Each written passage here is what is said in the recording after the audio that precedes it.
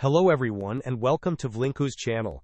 In today's video, I will show you how to fix Microsoft Visual C++ runtime library errors in Windows 11. And now let's get started.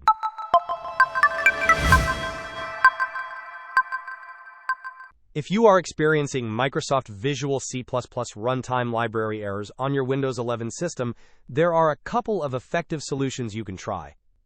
First, let us address the Microsoft Visual C++ redistributable itself. Open your Windows search bar and type Microsoft C++ redistributable. Navigate to the official Microsoft website. Once there, scroll down the page until you find the Download section. Locate and click on the x64 version to download it. After the download completes, open the downloaded file. You should then see an option to repair the installation. Click on the Repair button, and the system will attempt to fix any corrupted files or configurations related to the C++ redistributable. If repairing the redistributable does not resolve the error, we can move on to a system file check. Again, use your Windows search bar and type Command Prompt. When Command Prompt appears in the search results, right-click on it and select Run as Administrator. This will open a Command Prompt window with elevated privileges.